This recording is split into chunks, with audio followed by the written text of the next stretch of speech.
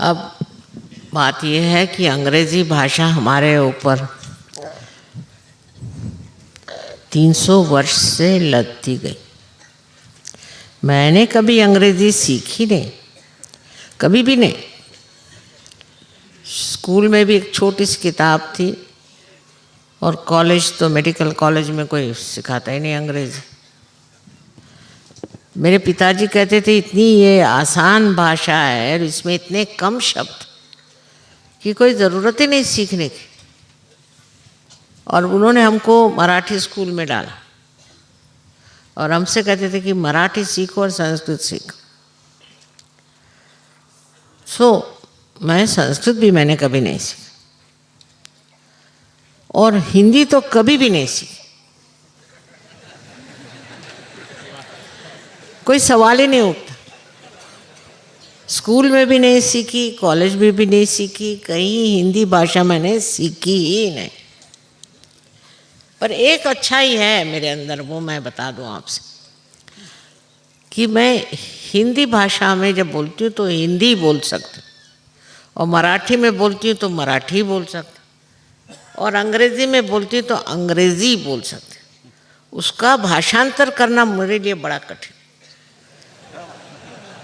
इसलिए मैं मिक्सअप नहीं कर सकती। ये भाषा अलग बोल रहा है, वो भाषा अलग बोल रहा है, वो अलग भाषा। अब कोई विश्वास ही नहीं करेगा कि मैंने हिंदी भाषा सीखी ही नहीं। लेकिन पढ़ने का शौक़, अच्छी अच्छी किताबें पढ़ने का शौक़, उसी से हिंदी भाषा आ गई। पर शुरुआत में मेरी भाषा बहुत संस्कृत से क्लिष्ट थी, बहुत। क्योंकि महाराष्ट्रियन लोग वैसे ही बोलते हैं, महाराष्ट्रियंस को रोज़मर्रा की हिंदी नहीं आती। वो जो हिंदी भाषा बोलेंगे उसमें आधे से ज़्यादा तो संस्कृत शब्द और बचे खुचे मराठी शब्द।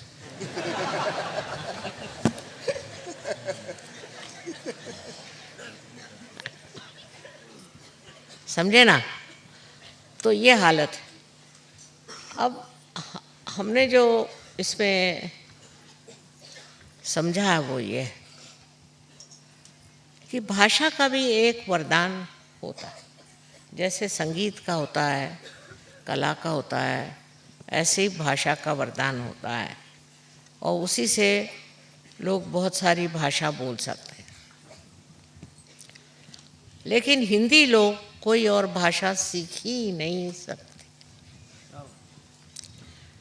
उसकी वजह ये है, जैसे अंग्रेज़ हैं, अंग्रेज़ कोई और भाषा नहीं सीख सकते और सीखेंगे तो विद्रूप बिल्कुल।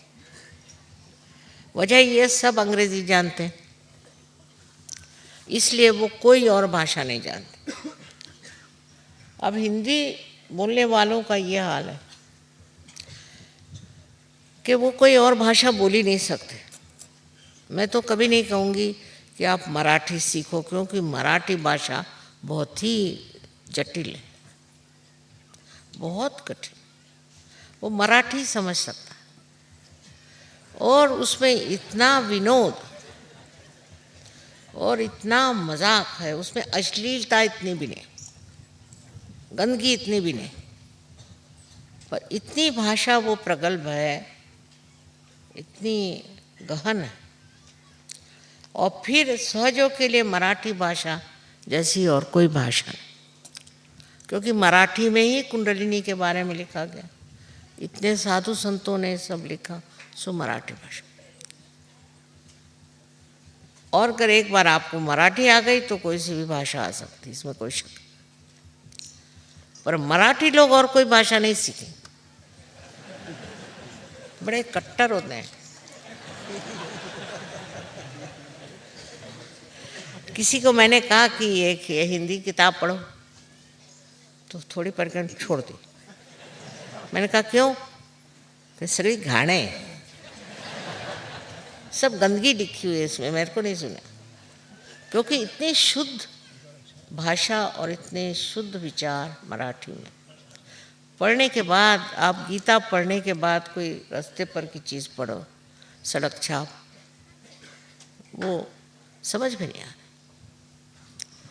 सो आप लोगों में से कुछ लोग सीखे मराठी तो अच्छा है लेकिन बड़ी कठिन भाषा है और इसमें पर्याय बहुत भाषा का। आज इसलिए मैं बता रही हूँ कि महाराष्ट्र में आके भी मुझे हिंदी में ही बोलना पड़ता है क्योंकि आप तो मराठी भाषा जानते नहीं, पर पूना में मैं मराठी में ही बोलती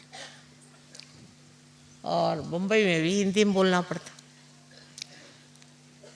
अगर कोई सीखना चाहे तो मराठी भाषा सीखे, ये सीखने वाली भाषा और इतनी कमाल की है कि हमारे नामदेव जो बड़े भारी यहाँ के बहुत बड़े संत हो गए, उनको गुरु नानक साहब ने बुलाया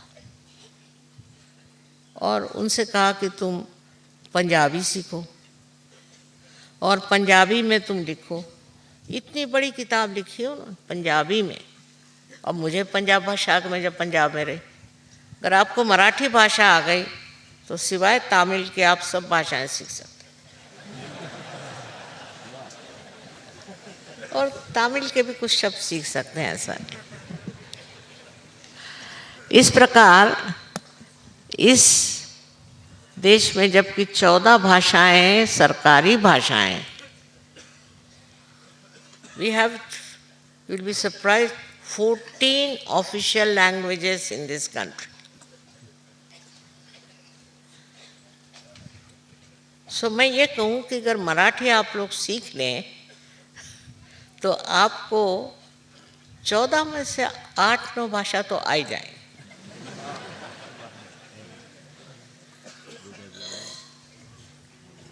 अब एक और बात कमाल है कि बाइबल का ट्रांसलेशन, भाषांतर डायरेक्टली जिसको कहना चाहिए इब्रू भाषा से प्रत्यक्ष में वो मराठी भाषा में हुआ है। यहाँ एक रमा देवी करके बड़ी अच्छी विद्वान स्त्री थी, उसने बाइबल का भाषण जो भी था, बाइबल का जो भी भाषांतर था वो मराठी भाषा में,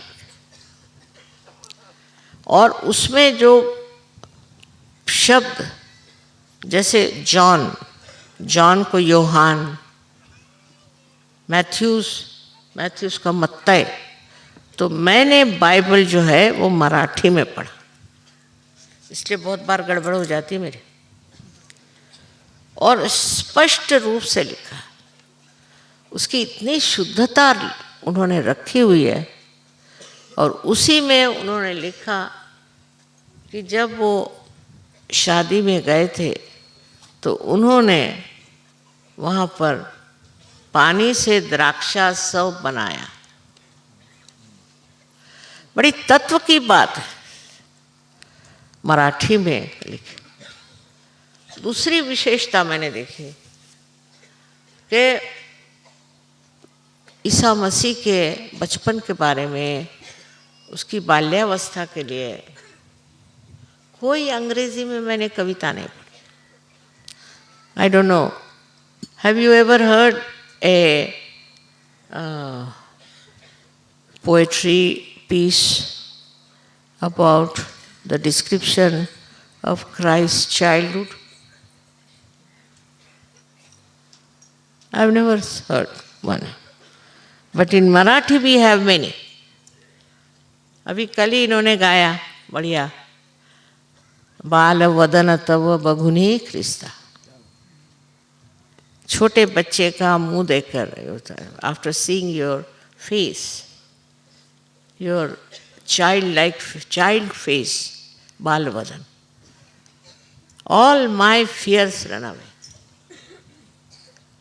So this part is missing in the Western languages. I think that the childhood themes are not there. We have about Krishna, about Rama, when they were children, how they used to walk, how they used to talk, how they used to put their finger in the mouth, Every little thing is described so beautifully about you. And that is how I think Indians cannot think of killing their children at all. I mean, it's an impossible situation. Even in Hindi language, in Marathi language, we have such beautiful descriptions of this incarnation as children. Then third thing, तीसरी बात जो surprising है कि सारा romance इनका शादी से पहले ही है, शादी के बाद कोई रोमांस ही नहीं. Third thing is that there is no romance described after marriage, all before marriage. It's the other way around in Indian languages. All the romance comes when you are married. Very sweet, sweet things. I was surprised. I asked somebody to find out one English book where they have described the romance of the married couple. None. Finished. All the romance is over. Once you are married, it's finished. Then what do? You quarrel, you fight, you go to courts, take a divorce.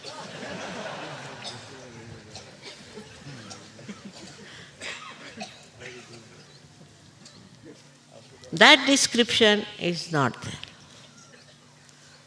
और यही बात है कि हमारे ऊपर बड़ा भारी एहसान हमारे संस्कृति का है, बहुत बड़ा.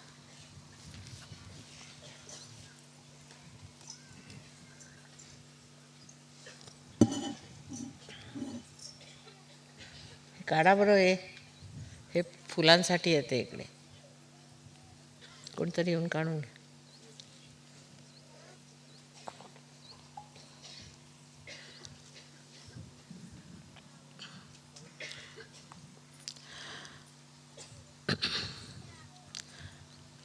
तो हमने मराठी में बाइबल का ट्रांसलेशन पढ़ा और उसमें जो बातें लिखी हैं वो बड़ी गहन. अंग्रेजी भाषा ने तो बदल ही दिया उसका स्वरूप, मैं सोचती हूँ. और ईसा मसीह के बारे में भी जो पवित्र, अत्यंत आध्यात्मिक स्वरूप का वर्णन मराठी बाइबल में, वो ना तो हिंदी में है और ना ही वो इंग्लिश में. तीसरी बात कि मराठी आदमी जो है बड़ा हुद्दार है. राजस्थान में भी जैसे मेवाड़ के लोग तो बड़ा हुद्दार है. वो अंग्रेज से कुछ सीख लेने वाला. अंग्रेज अगर सिखाए तो कहेगा राव दिया रहने दो. आपके जैसे बहुत देख लिए. पर नॉर्थ में मैंने देखा कि बड़े अंग्रेजों का वो जोर. सूट बूट पहनना, टाई लगाना, जूते पहनना और सब पे रोब झाड़ना. महाराष्ट्र में मराठी आदमी को सूट पहनाना बहुत कठिन.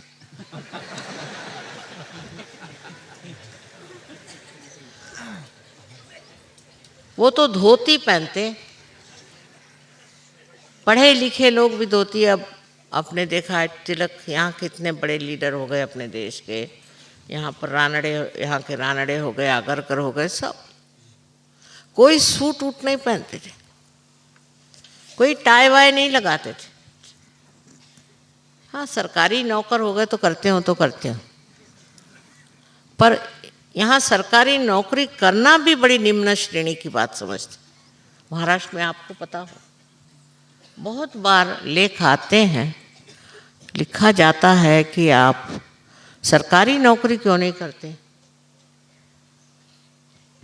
फिर 2-4 लोगों के नाम दिए जाते हैं कि देखो इन्होंने की सरकारी नौकरी तो उनका क्या खराब है.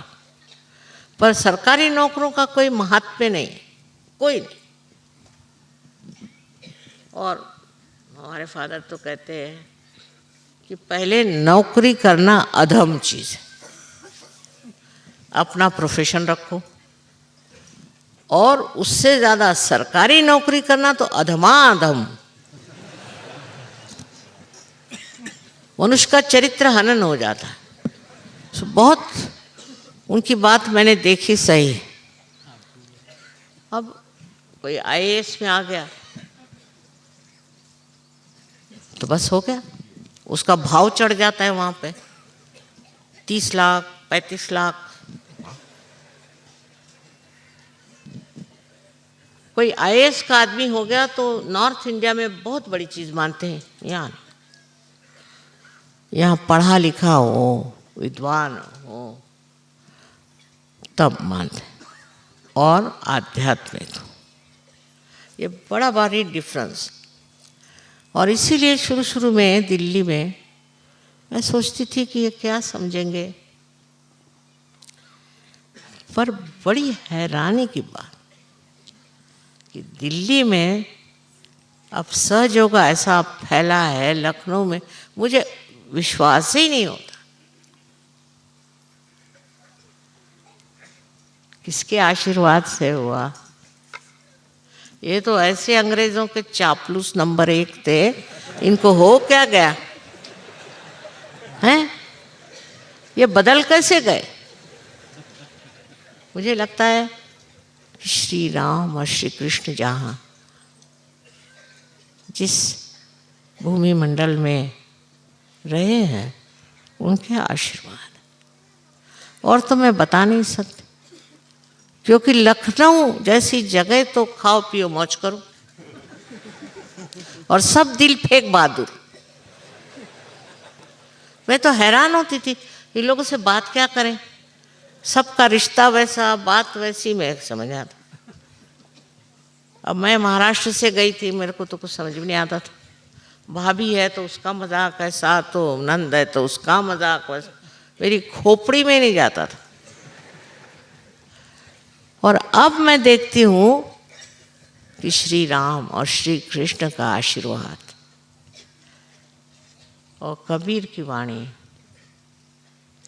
नानक साहब का आशीर्वाद। अरे ये पंजाबी लोग, मैं पंजाब में पढ़ती थी तो मैं सोचती थी ये पंजाबी, इनकी तो कभी खोपड़ी में सहयोग जाएगा ही नहीं। और मैं हैरान, मैं बड़ी हैरान, इतनी भक्ति और इतना आनंद इन्होंने कैसे प्राप्त किया। वहाँ ना कोई प्रवचन नहीं देता था, कुछ नहीं। कैसे क्या होगा? अब महाराष्ट्र में बड़ी मेहनत करी मैंने, बाप रे बाप, एक एक गांव देहात हर जगह गए, बड़ी बड़ी मेहनत करी। लेकिन महाराष्ट्र में बात नहीं। जो बात नॉर्थ इंडिया की वो महाराष्ट्र में नहीं है। बड़े आश्चर्य की बात।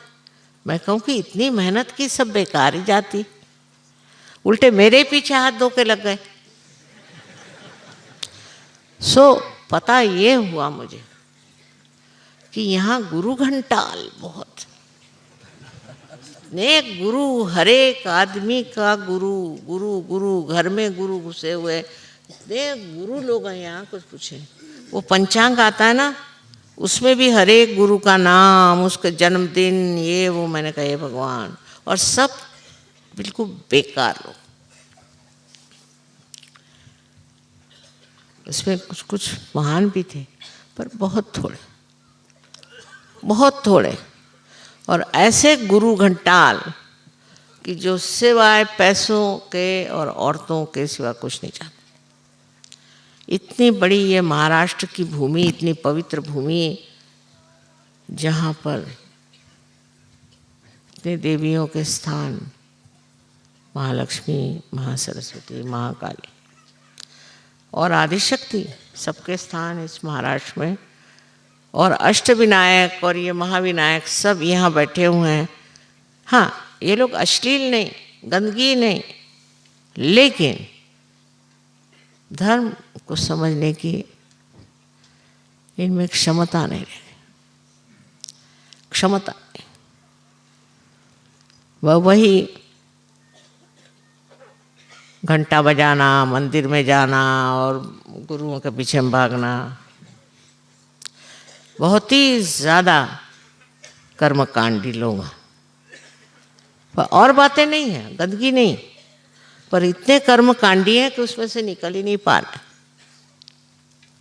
इस तरह से मैंने आपको विश्लेषण करके बताया कि जो लोग फॉरेन के हैं, जिनसे मुझे उम्मीद ही नहीं थी, मैं सोचती थी ये क्या बेकार के लोग, इनको तो कुछ अंदाज ही नहीं किसी चीज़ का, वो वहाँ से वहाँ पहुँच गए।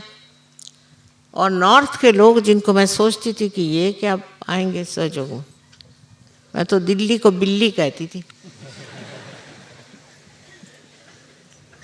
मेरी शादी भी दिल्ली में हुई, मेरे पिताजी भी दिल्ली में थे, बिल्कुल उम्मीद नहीं थी। पर आश्चर्य की बात है कि आज दिल्ली में और उससे नॉर्थ में, पंजाब में, यूपी में, सब जगह, राजस्थान सहयोग फैल। ये महाराष्ट्र की दुर्दशा, और इस वजह से आप लोगों का यहाँ आना ज़रूरी है, क्योंकि आपके चैतन्य से यहाँ बहुत जागृति हो सकती और लोग महसूस कर सकते हैं। आपके आने से आपका चित्त यहाँ आ जाता है, और उससे महाराष्ट्र के जो गुरु लोग बैठे हुए हैं, अब भी बैठे हैं बहुत सारे, मराठी में शब्द है उचल बांगड़ी करने, अब इसका मैं ट्रांसलेशन नहीं पता तो उनको उठा के फेंकने का काम आप लोगों का चैतन्य कर सकते, विशेषकर आज जबकि आप जीसस क्राइस्ट के पवित्रतम जीवन के प्रति आदर व्यक्त कर रहे हैं। उस वक्त ये मैं ज़रूर कहूँगी कि यहाँ पर जो लोग इतने सारे गुरु घंटाल बैठे हैं, जिनको ईसा मसीह आज होते तो एक हंटर से मारते फिरते, ऐसे इन गुरुओं का ही यहाँ से उचल बांगड़ी हो जाएगी और अब ये भाग के पता नहीं कहाँ जाएंगे। बहुत पैसा बना लिया सबने, काफ़ी बेवकूफ़ बना लिया, लेकिन ये एक तरह की सादगी, बेवकूफ़ी यहाँ पर है। कोई भी गुरु आए उसके चरण छू, सब चरण छू महाराज लोग यहाँ बहुत। तो ये एक बात हमारे अंदर बेवकूफ़ बनने की क्षमता पता नहीं कहाँ से आ गई है। कोई भी आए कुछ भी पढ़ाए, बस हमारी परंपरा है, गुरुदेव आ गए बस।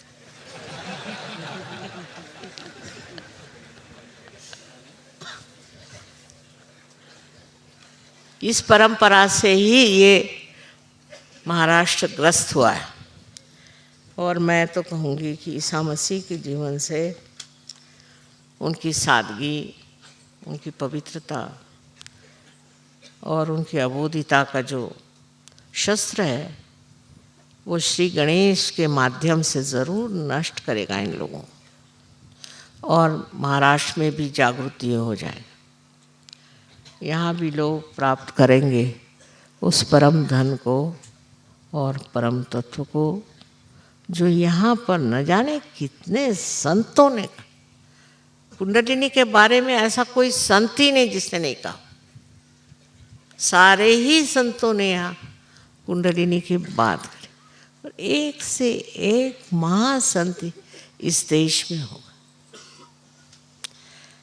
इस देश के उन संतों को मैं सोचती हूँ जिन्होंने इतनी मेहनत करके यहाँ पर जागृति करने की कोशिश की। वहाँ मैं भी हार गई, लेकिन आप लोगों का आना बहुत मुबारक, और आप लोगों के यहाँ आने से इन लोगों में अकल आएगी, ये समझेंगे कि ये किस गुरु के पीछे हम भाग रहे हैं।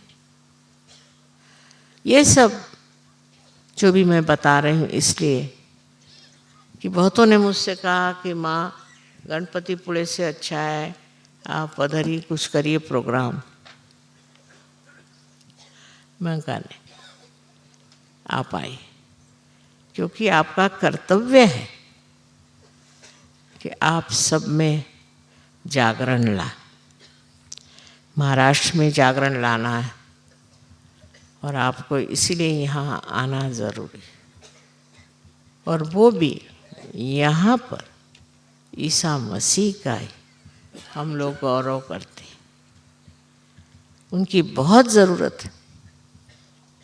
वो तो मैं कहती हूँ ना कि हंटर लेके इन सब गुरुओं को ऐसे ठोकेंगे, पर आप लोगों का ये विचार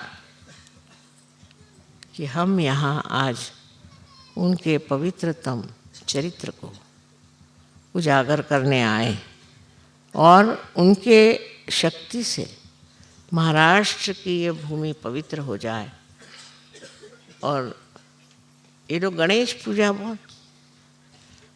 पूजा बहुत करेंगे, लेकिन वो गणेश क्या है और गणेश का मतलब क्या है, इसको मतलब